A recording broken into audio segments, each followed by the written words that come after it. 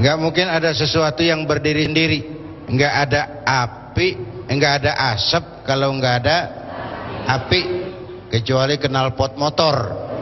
Cuma asap doang, nggak ada apinya tuh. Tiap ada asap mestilah ada api. Ini kan hal yang integral. Sama juga kalau kita bicara pelacuran, perempuan mulutnya kita umelin. Padahal kan orang bisa dagang gara-gara ada yang beli. Ya, dimanapun orang bisa dagang kalau ada yang beli. Yang beli kita nggak omelin tuh. Yang dagang setengah mati kita omelin. Kita suka pincang menilai memang. Oleh karena itu perlu kerja terpadu. Yang demo terusin menyampaikan aspirasi. Yang Pemda lewat wewenangnya. Kerja perlu terpadu antar semua kita dalam membangun filter buat masyarakat, bangsa, dan negara yang kita cintai ini. Apalagi tadi tuh lagi seleksi menteri nih, Pak,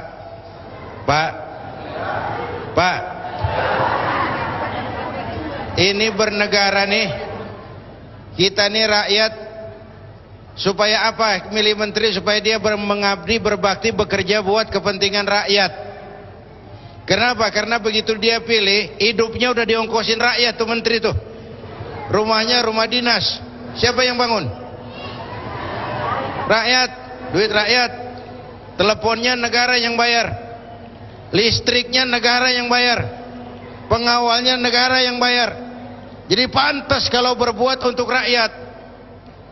Jangan sampai dulu sebelum tol Cawang Cikampek belum ada, kita kalau ke arah wetan kan lewat jalan lama tuh pintu kereta paling-paling tuh, kereta masih di Senen, pintu udah ditutup.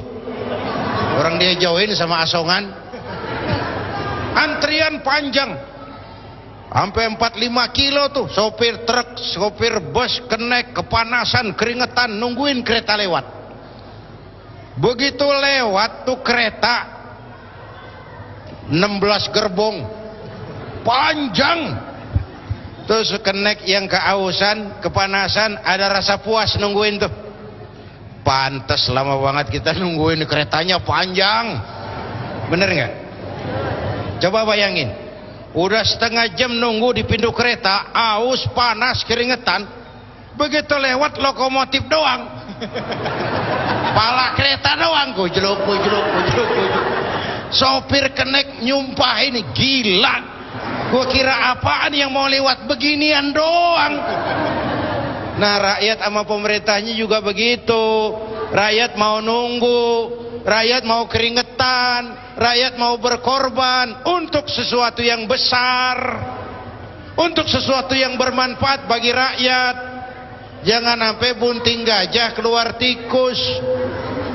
Bunting gajah keluar tikus, gede-gedean geluduknya sama hujannya. Geluduknya jegar jeger, hujannya cuman gerimis.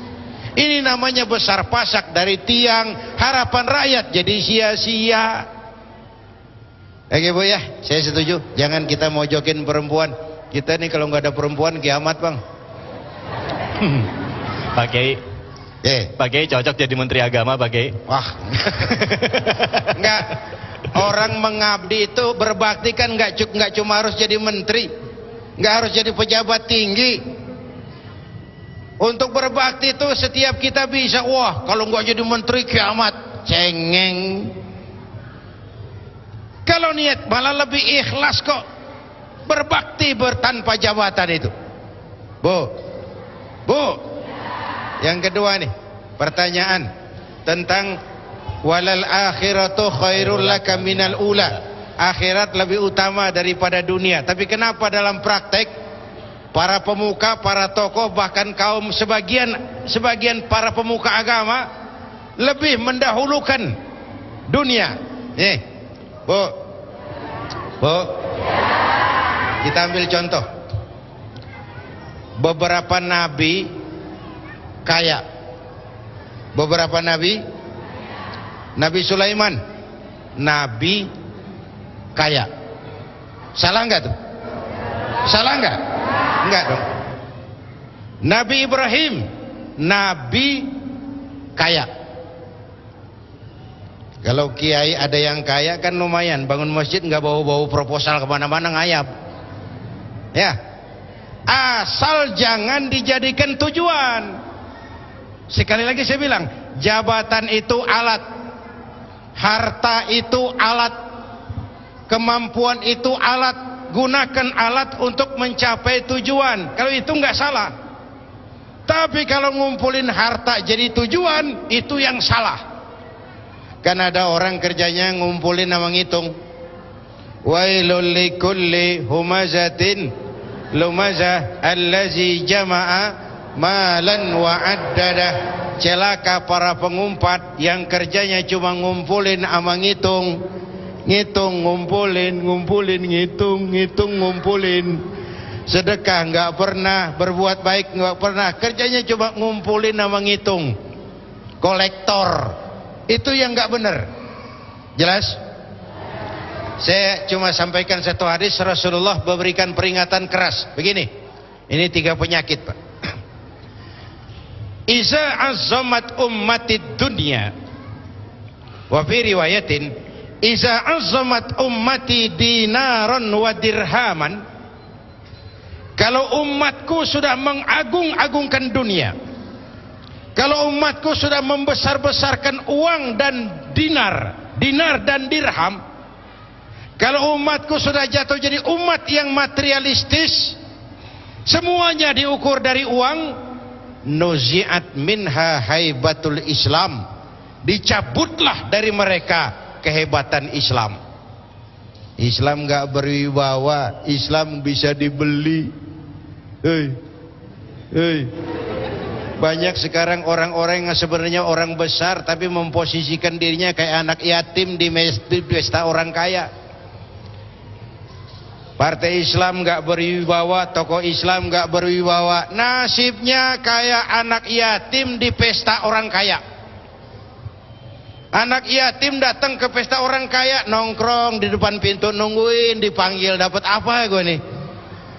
Menyedihkan, memalukan, memilukan. Kenapa? Kita jatuh jadi umat yang materialistis. Kalau umatku sudah mengagungkan dinar dan dirham, dicabut kehebatan Islam. Satu. Yang kedua, wa iza tasabat ummati. Kalau umatku sudah jatuh menjadi umat yang saling mencaci, belekai turu-turu dia, sakatat min ainillah, jatuhlah mereka dalam pandangan Allah. Itu penyakit kedua. Yang ketiga, wa idza turikatil amru bil ma'rufi wan nahyu 'anil munkari hurimat alaihim barakatul wahyi. Kalau amar ma'ruf nahi munkar sudah ditinggalkan orang, hilanglah keberkahan wahyu. Kita cuma mengklaim tapi tidak lagi realistis dalam kehidupan kita. Oleh karena itu, Islam tidak melarang orang jadi kaya asal sebagai alat. Memang Rasulullah pernah doa, ya Allah, hidupkan saya dalam keadaan miskin, matikan saya dalam keadaan miskin, dan kumpulkan saya di akhirat bersama golongan orang-orang miskin. Ini biar cinta banget sama Nabi, tapi ngamalin doa kayak begini berat juga rasanya nih. Dan memang menurut saya ini etika kehidupan Rasul. Tidak pantas kalau Rasul minta kaya. Kalau Rasul minta kaya, umatnya jadi apa? Tapi untuk umatnya beliau ngajarin apa? Al-mu'minul qawiyyu ahabbu ilallah minal mu'minid dha'if. Orang mukmin yang kuat lebih disukai Allah dari orang mukmin yang lemah. Kuat ini kuat apanya? Kuat semuanya. Kuat pendidikannya, kuat ekonominya, kuat ikatan sosialnya, kuat nilai-nilai budayanya, kuat dan kuat. Orang mukmin yang kuat lebih disukai Allah daripada orang mukmin yang lemah. Jadi sinyalemen Anda tadi ada benarnya, tapi saya mengatakan kalau itu sekedar alat untuk mencapai tujuan, maka itu tidak salah. Tapi kalau itu tujuan, itu yang salah. Pantas saja Islam mengajarkan kalau mau berumah tangga itu kan dimulai dari milih jodoh ya. Milih jodoh itu ukuran paling utama adalah seiman. Itu dulu yang penting. Soal harta belakangan tuh. Soal keturunan belakangan. Seiman dulu. Karena kalau sudah berangkat dari seiman, kedepannya tuh enak. Yang bini senengin, laki senengin, Allah serkai.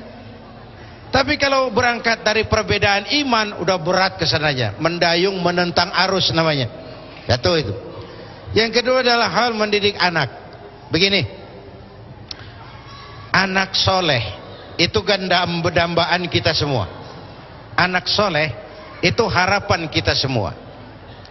Sebagai manusia kita terikat oleh sunnatullah. Mulai dari milih jodoh, pergaulan di rumah tangga yang dimakan oleh ma bapaknya, ya itu sudah proses pembentukan ke arah anak soleh. Jangan lupa itu. Anak soleh bukan dimulai setelah anak ngejedok, bukan. Dari cikal bakalnya. Coba, kalau yang dimakan makanan haram, yang diminum minuman haram, tuh anak nanti bagaimana jadinya? Dimulai dari awalnya. Maka bahkan dalam Islam, suami mau bergaul sama istri kudu baca doa. Bener nggak? Coba pikirin, ngapain sih pakai baca doa dulu, kan ribet banget itu. Udah bini sendiri, waktunya terbatas. Itu sudah awal proses pembentukan anak soleh. Terjadi kehamilan, ada tafaul, dibacakan surah Yusuf segala macam, mengarah kepada pembentukan anak soleh. Ma fil aba fil abna, dimulai oleh orang tuanya. Lalu lahir anak ke dunia. Pertama disambut dengan suara azan. Benar itu? Benar. Apa kok begitu? Ini bayi, panca inderanya yang pertama bekerja itu pendengaran, Pak. Dia belum bisa ngerasain, dia belum ngelihat, tapi dia ngedenger. Panca indera pertama yang bekerja pendengaran. Maka bayi muslim begitu brol lahir ke alam dunia, suara pertama yang masuk telinganya, Allahu Akbar, Allahu Akbar. Rekaman pertama di atas kaset kosong. Belum sempat dia dengar Michael Jackson, belum sempat dia dengar yang macam-macam. Allahu Akbar, rekaman pertama, azan. Begitu lahir udah dipesan, nah nanti kamu boleh jadi pedagang, nah tapi pedagang beriman, Allahu Akbar. Kamu jadi artis, artis beriman. Kamu jadi pejabat, pejabat beriman, Allahu Akbar. Setelah itu kasih nama yang bagus, kata Nabi. Mahummida wa ubbida, yang mengandung pujian. Muhammad, Hamid, Mahmud, Pujiwati, Pujiastuti, Siti Kusmati.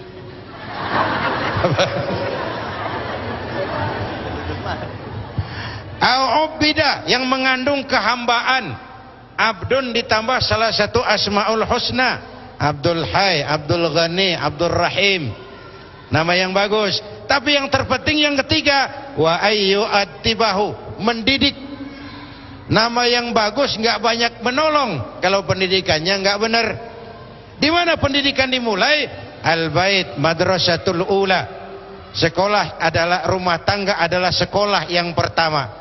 Gurunya mak bapaknya. Belum dia kenal TK, dia kenal rumah tangganya. Gurunya ibu bapaknya. Kalau kita orang tua bangun pagi jam 7, insya Allah anak kita jam 8. Jangan suruh dia sembahyang subuh. Ma fil aba fil abna, bagaimana orang tua nurun ke anak.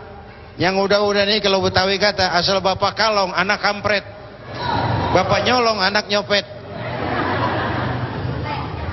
Upaya pendidikan. Terakhir doa. Jangan lupa, kita cuma punya kemauan, Allah juga punya kemauan. Saya kasih saya contoh. Nabi Nuh pengen gak anaknya beriman? Pengen. Nyatanya itu Kan'an kumpul sama orang kafir. Nabi Ibrahim pengen nggak supaya bapaknya beriman? Pengen, tapi tetap pembuat berhala Azar. Bahkan Nabi Muhammad pengen nggak pamannya Abu Jahal beriman? Pengen, tapi lagi-lagi hidayah hak prerogatif Allah. Asal usaha orang tua sudah maksimal, selebihnya doakan Rabbi habli minas salihin, berikan kami keturunan yang soleh dan solehah.